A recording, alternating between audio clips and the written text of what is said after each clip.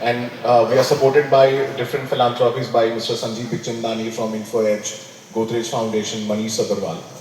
The idea was in last year in December, there was a study that was done by Boston Consulting Group. So we were a part of that study, which basically was on what is this overseas mobility and job opportunity for India. And you will be surprised to know that by 2047, there are going to be more than 50 million jobs across domain.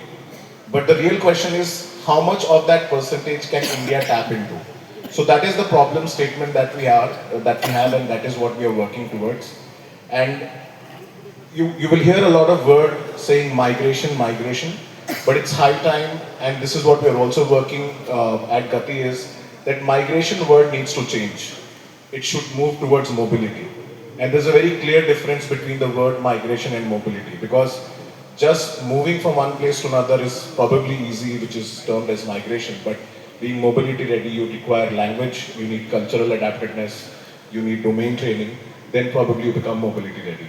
So these are the few things that we are working on. We are also signing an MOU next week with the central government, setting up an international unit under Minister Jayant Chaudhary ji, where we will be coordinating on all the international divisions and developments.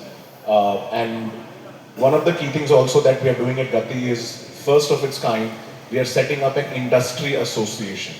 There is no significant industry association in India which is working on this space. So Gati is leading that. We already have 15 founding members from TeamLease, from Medeco, Randstand to Magic Billion. So it basically contains all the recruitment agencies, the visa folks, VFS, your training partners, your domain scaling partners. So very soon you will be hearing about that as well. And the idea is how we can make mobility more ethical, more transparent, and more beneficial for the end user. So I think I'll end my closing remarks here and then probably I'll come in later. Thank you.